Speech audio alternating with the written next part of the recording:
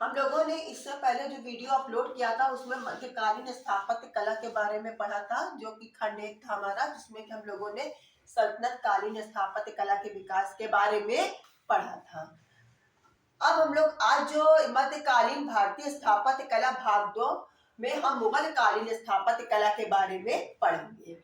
आप ये जानते हैं कि बाबर जो कि 1526 में जब मुगल वंश की स्थापना की, उसके पश्चात जो है भारत में जो कि स्थापत्य कला की दृष्टि से एक नवीन युग का आरंभ हुआ।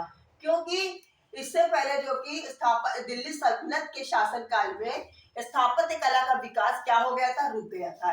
एक उसका कारण यह था कि जो कि तत्कालीन राजनीतिक उथल पुथल, पहला कारण तत्कालीन राजनीतिक उथल पुथल, क्योंकि मोहम्मद बिन तुगलक की योजनाओं को विफल होने के कारण प्रांत उसके विद्रोहों का काल शुरू हो गया था और अधिकांश प्रांत क्या हो गए थे, स्वतंत्र हो गए थे। दूसरा, सल्तनत कालीन सुल्तानों में जो सुल्तान हुए उनको स्थापत्य कला के प्रति कोई रुचि नहीं थी, इसलिए जितने भी केंद्र में कारीगर थे, कलाकार थे, वो सब कहाँ चले गए, प्रांत में चले गए और इस काल में प्रांतों में स्थापत्य कला का विकास हुआ। बाबर ने जो है कि वो क्या कहते हैं कि हाँ, बाबर ने करने जो कहते हैं इंडो पर्शियन स्थापत्य शैली का विकास किया, क्योंकि मुगल स्थापत्य कला को इंडो पर्शियन स्थापत्य शैली के नाम से भी जाना जाता है। इसमें भारत की प्राचीन भारत की स्थापत्य कला और पर्शियन ईरानी स्थापत्य कला का समन्वय है और इसमें जितनी भी इमारतें बनाई गई है मुगल काल में, उसमें प्राचीन काल की स्थापत्य कला और मुगल काल को हम इंडो पर्शियन स्थापत्य शैली के नाम से जानते हैं। बाबर ने जिस मुगल स्थापत्य कला का आरंभ बाबर के शासन काल में हुआ, यही स्थापत्य कला का विकास हुमायूं, अकबर और शाहजहां और औरंगजेब के समय तक इसका विकास होता रहा। शाहजहां का तो स्थापत्य कला की दृष्टि से, शाहजहां का शासनकाल स्थापत्य कला की दृष्टि से स्वर्ण युग के नाम से जाना जाता है। बाबर के आगमन के पश्चात भारत जो कि मध्य एशिया संस्कृति के क्षेत्र में मध्य एशिया से संबंध स्थापित हुआ और मध्य एशिया के कलाकार भी भारत में आए। अब हम जो पढ़ते हैं कि बाबर जो कि बताना चाहते हैं कि बाबर एक उच्च कोटि का सैनिक और योद्धा के साथ साथ वो एक उच्च कोटि का विद्वान भी था, कला प्रेमी था।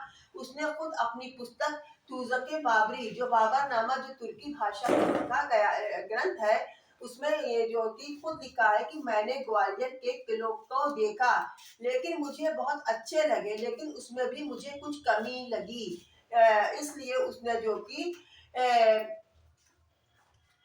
और मैं इस कमी को पूरा करूंगा, क्योंकि इसमें जो कि ये जो जितनी भी इमारतों का निर्माण हुआ है वो बिना योजना के बने हैं। इसलिए बाबर ने भारतीय स्थापत्य कला को ईरानी स्थापत्य कला के स्तर पर लाना चाहता था। बाबर ने जो कि बाबर की बनी जो इमारतों का वर्णन है वो हम बता रहे हैं कि बाबर ने कौन कौन सी, क्योंकि बाबर एक उच्च कोटि का विद्वान भी था और कला प्रेमी भी था। तो बाबर के निर्मित दो भवन हैं, एक तो पानीपत की काबरी मस्जिद है और दूसरा रुहेलखंड की जामा मस्जिद है। ये दोनों मस्जिद जो है 1528 से लेके 1529 के बीच बनवाई गई है। इसके अतिरिक्त उसने दिल्ली में एक आराम बाग नामक बाग का निर्माण कराया। और बाबर का जो कि ज्यादा समय, क्योंकि बाबर का शासन समय जो है 1526 से 1530 तक है, उसका जो कि इसलिए बाबर ने अपने जीवन में इतने कम वर्षों में इसके अधिक इमारतों का निर्माण नहीं करा सका। इसके बाद जो दूसरा बादशाह होता है मुगल काल का, वो बाबर का पुत्र हुमायूं है, जो 1530 से लेके 1540, फिर 1555 से लेके 1556। क्योंकि हुमायूं का जो जीवन है, बाबर का जो पुत्र है हुमायूं, वो बहुत अपने पिता की तरह वो भी बहुत वो कला प्रेमी था, लेकिन क्या हुआ, उसका जो जीवन है वो कष्टों में बीता। क्योंकि बाबर की मृत्यु के बाद जब वो सिंहासन रूढ़ हुआ तो उसको शेर शाह सूरी से सामना करना पड़ा। शेर शाह सूरी से उसने 1539 और 1540 में क्रमशः जो कि चौसा का युद्ध और कन्नौज के युद्ध में उसे परास्त हुआ शेरशाह सूरी से, और उसे भारत छोड़कर जाना पड़ा। और वो दिल्ली में, और वो भारत छोड़कर ईरान के शाह तहमास के दरबार में उसे शरण लेनी पड़ी। लेकिन स्थापत्य कला की दृष्टि से ये जो ये जो ईरान यात्रा है वो बहुत अधिक महत्वपूर्ण है, क्योंकि वहां जाने पर हुमायूं को ईरानी स्थापत्य कला के दर्शन हुए, और जब वो वापस आया तो अपने साथ ईरानी स्थापत्य कला के आदर्शों और परंपराओं को लेकर आया। लेकिन जो उसके जीवन में पूरा नहीं हो सका, फिर भी उसकी मृत्यु के पश्चात उसके उत्तराधिकारियों के काल में अवश्य अपनी वो चरम सीमा पर पहुंच गई थी। और अब देखो हुमायूं ने जो कौन कौन से भवनों का निर्माण कराया है। हुमायूं ने दीन पनाह नामक एक भवन का निर्माण दिल्ली में कराया है। आगरा और फतेहाबाद हिसार में 2 मस्जिदों का निर्माण करवाया है। इसके बाद हमारा तीसरा सम्राट, मुगल सम्राट आता है, मुगल बादशाह आता है, वो है अकबर। अकबर का शासन जो है, अकबर जो है कि अकबर के बारे में जो है कि हमारा जो तीसरा शासन है अकबर, जिसका शासन काल क्या है 1556 ईस्वी से लेकर 1605 ईस्वी तक। क्या शासन समय है 1556 ईस्वी से लेकर 16। अकबर अकबर का शासन समय 1556 ईस्वी से लेकर 1605 ईस्वी तक है। अकबर के बारे में हम ये जानते हैं कि अकबर एक ऐसा मुगल सम्राट था जो हिंदू और मुस्लिम में एकता स्थापित करना चाहता था, क्योंकि वो हिंदू और मुसलमान दोनों कलाकारों का प्रशंसक था। और अकबर ने अपने भवनों में एक सबसे बड़ी विशेषता ये है कि अकबर ने अपने भवनों में अधिकतर लाल पत्थरों का प्रयोग किया है। इसका प्रमुख कारण क्या था कि लाल पत्थरों का अधिक से अधिक पाया जाना। इसके अतिरिक्त उसने कुछ भवनों का प्रयोग संगमरमर से भी किया है, और उसने देश की सुरक्षा के लिए, देश की सुरक्षा का ध्यान रखते हुए उसने महत्वपूर्ण स्थानों पर अनेक किलों का निर्माण करवाया था, जैसे कि आगरा का किला और लाहौर का किला और इलाहाबाद का किला। अब अकबर कालीन इमारतों का के बारे में हम संक्षेप में अध्ययन करते हैं कि अकबर कालीन काल में कौन कौन से भवनों का निर्माण हुआ। सबसे फर्स्ट हुमायूं का मकबरा। हुमायूं कौन था? अकबर का पिता था। हुमायूं का मकबरा ये दिल्ली में स्थित है, और ये स्थापत्य कला के विकास का सबसे पहले परिचय प्रदान करता है। हुमायूं के मकबरा का निर्माण हुमायूं की जो प्रिय पत्नी हमीदा बानो बेगम के देखरेख में हुआ था, और यह मकबरा पूर्ण रूप से ईरानी शैली पर आधारित है। समझ में आई बात? और इसके बाद जो हमारा अगला जो है वो है आगरा का किला। ये अकबर कालीन भवनों में से एक है। इसका निर्माण 1565 ईस्वी में हुआ था, और इसमें जो इस किले के अंदर भी लाल पत्थरों का अधिक से अधिक प्रयोग हुआ है, और इसके अंदर 500 से अधिक भवनों का वह निर्माण करवाया था। समझ में आई बात? इसके बाद हमारा जो अगला है वो जहांगीरी महल है। जहांगीरी महल जो है अकबर ने अपने पुत्र जहांगीर को रहने के लिए, जिसका पुत्र सलीम था जहांगीर, उसके रहने के लिए इस भवन का निर्माण करवाया था। अकबरी महल यह भी जहांगीरी महल के निकट है, और इसी जब जब आगरा का किला का निर्माण हो रहा था, ठीक उसी समय अकबर ने लाहौर के किले का भी निर्माण करवाया। इसके बाद 1583 ईस्वी में इलाहाबाद का किले का निर्माण कराया। ये गंगा नदी के तट पर है, और आज ये सैनिक छावनी के रूप में स्थापित है। फिर अटक का किला 1581 ईस्वी में। अब अकबर के बारे में ये बता दें कि अकबर का कोई पुत्र नहीं था, संतानहीन था। इस बात को लेकर अकबर जो है बराबर फतेहपुर, आगरा से 24 किमी दूरी पर फतेहपुर सीकरी नामक एक स्थान है, जहां पर शेख सलीम चिश्ती की नामक प्रसिद्ध सूफी संत रहते थे, जहां अकबर बराबर अपनी पत्नी जोधाबाई के साथ उनके दर्शन करने के लिए जाता था। और शेख के आशीर्वाद से ही अकबर को पुत्र की प्राप्ति हुई, और इसीलिए अकबर ने शेख के नाम से अपने पुत्र का नाम सलीम रखा, और उसे प्यार से वो उसे शेखू बाबा कहता था। तो अकबर ने फतेहपुर दिल्ली के बजाय अब फतेहपुर सीकरी को अपनी राजधानी बनाया, और उसने वहां पर बहुत सारे इमारतों का निर्माण करवाया, जिसमें दीवाने आम, दीवाने खास, कोषागार, जहाँ पर इसके अवशेष को देखने से लगता है कि यहाँ पर हीरे जवाहरात वगैरह रखे जाते थे। इसके बाद हमारा आता है पंचमहल, तुर्की सुल्ताना की कोठी, खास महल,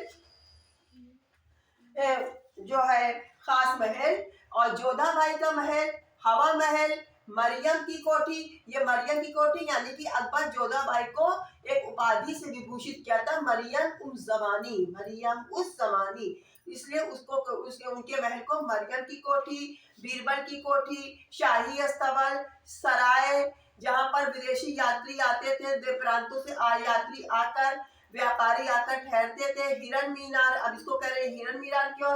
क्योंकि ये फतेहपुर सीकरी में जो कि एक मीनार, वृत्ताकार मीनार थी, जहाँ पर अकबर खड़े होकर हिरन का शिकार बड़े शौक से देखता था। जामा मस्जिद और बुलंद दरवाजा का निर्माण कराया। बुलंद दरवाजा बहुत इंपॉर्टेंट है अकबर कालीन निर्मित भवनों में से। बुलंद दरवाजा का निर्माण अकबर ने गुजरात विजय के उपरांत 1601 में कराया था। इस दरवाजे का जो कि ये फतेहपुर सीकरी का सबसे महान इमारत है। इस दरवाजे की जो कि ऊंचाई है 176 फीट ऊंचा बना है।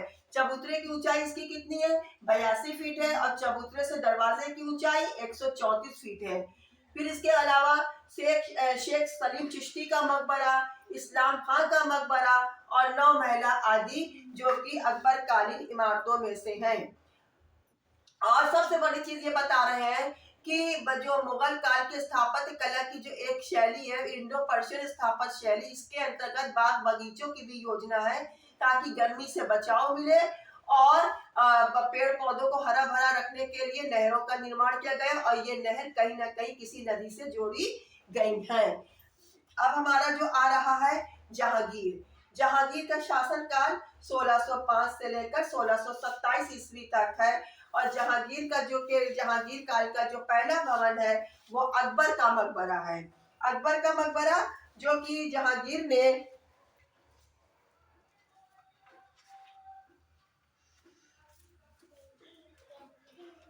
जहांगीर का पिता अकबर उस काल का जो मकबरा है जहांगीर काल का सबसे वैभवशाली मकबरा है। ये कहाँ स्थित है? सिकंदरा में स्थित है, जिसे सुल्तान सिकंदर लोदी ने इस नगर की स्थापना की थी, और बाद में अकबर ने इसका नाम क्या रख दिया था? बहिश्ता था। जहांगीर भी अपने दादा बाबर की तरह उसने भी अपनी एक आत्मकथा लिखी थी जिसका नाम था तूज़-ए जहांगीरी। उसमें इस भवन के बारे में खंड लिखा है। ये जो अकबर का किला है ये 5 मंजिला किला भवन है। नीचे से ऊपर की जो भवन का निर्माण पतला होता गया है, और इसमें जो पहला मंजिल है उसमें अकबर का एक आर्टिफिशियल एक मसनूई मजार बनी है, और नीचे उसकी असली मजार है, और दोनों मजार सफेद संगमरमर से बनी निर्मित है, और उनके ऊपर इतनी सुंदर चित्रकारी, रंगीन फूल चित्रकारी की गई है मानो कि उसके ऊपर फूलों की चादर बिछी हो, और सिरहाने अल्लाह अकबर लिखा है। जल्ले जलालहू अल्लाह अकबर, यानी सिरहाने अल्लाह अकबर लिखा है, और पैर के पास मजार के जल्ले जलालहू। फिर दूसरा इमारत है एक माउद्दौला का मकबरा। एक माउद्दौला कौन था? जहांगीर का ससुर था, नूरजहां का पिता था, और एक माउद्दौला का मकबरा जो कि नूरजहां के देखरेख में हुआ था। इस मकबरे की सबसे बड़ी विशेषता ये है कि इस मकबरे में लाल और सफेद दोनों पत्थरों का प्रयोग किया गया था। कैसे प्रयोग किया गया था? जबकि अकबर कालीन मकबरों की विशेषता क्या है? अधिकतर किस चीज का प्रयोग किया गया है? लाल पत्थरों का। लेकिन जहांगीर के कालीन इमारतों में जो एक माउद्दौला का मकबरा है इसमें लाल पत्थर का भी प्रयोग किया गया है और सफेद पत्थर का भी प्रयोग किया गया है। और एक माउद्दौला का मकबरा कहाँ स्थित है? आगरा में स्थित है। फिर तीसरा जो जहांगीर काल का जो कि तीसरी इमारत का नाम जहांगीर का मकबरा है। इस मकबरे का निर्माण जहांगीर की पत्नी नूरजहां बेगम ने करवाया तो उनकी देखरेख में हुआ था। ये मकबरा जो कि आज वर्तमान में पाकिस्तान के में लाहौर के तो हमारा जो मुगल काल का जो जहांगीर के बाद जो अगला सम्राट का नाम आता है सम्राट शाहजहां का आता है। बादशाह शाहजहां जिनका शासन काल है 1628 से लेकर 1658 तक। शाहजहां का जो कि काल मुगल स्थापत्य कला का क्या था? स्वर्ण युग था। क्या था? स्वर्ण युग था। और क्या कहते हैं कि शाहजहां ने जैसे अकबर के कालीन निर्मित भवनों की विशेषता क्या है? लाल पत्थरों का अधिक प्रयोग। और शाहजहां के शासन काल में जितने भवन का निर्माण हुआ है उसमें सफेद पत्थरों का प्रयोग हुआ है, मकराना संगमरमर का प्रयोग हुआ है, सफेद संगमरमर का प्रयोग हुआ है। तो शाहजहां का जो सबसे पहला जो कि शाहजहां कालीन इमारतों में दीवाने आम है, जिसको 1627 में निर्मित किया गया है। क्योंकि अकबर ने जो दीवाने आम का निर्माण करवाया था वो लाल पत्थरों का निर्माण करवाया था, लेकिन लाल पत्थरों से निर्माण हुआ था, लेकिन शाहजहां को ये भवन अच्छे नहीं लगे लाल पत्थर का, और उसने उसको गिरवा कर सफेद पत्थरों से उसकी मरम्मत करवाई, बनवाया है, एक तरह से सफेद पत्थरों से पुनः निर्मित कराया। फिर नंबर 2 है दीवाने खास। इसको भी शाहजहां ने सफेद पत्थरों से निर्माण करवाया। ये निर्मित हुआ 1637 ईस्वी में। शीश महल, जैसा कि नाम से प्रतीत होता है, इसमें संगमरमर और सफेद संगमरमर और शीशे की पच्चीकारी का बेजोड़ नमूना का काम हुआ है। शीशे की नक्काशी पत्थरों के साथ की गई है, इसलिए इस महल को शीश महल के नाम से जाना जाता है। मोती मस्जिद का निर्माण कराया। इसके अलावा फतेहपुर सीकरी में शाहजहां की जो पुत्री जहां आरा बेगम ने 1648 में एक जामा मस्जिद का भी निर्माण करवाया था। जामा मस्जिद जिसमें कि 3 लाख रुपए से अधिक व्यय हुआ था। खास महल, ये बादशाह शाहजहां का मुमताज महल का खास महल था। मुसम्मन बुर्ज, ये एक ऐसी इमारत थी जहां से शाहजहां वृद्धावस्था में ताजमहल को के दर्शन करता था।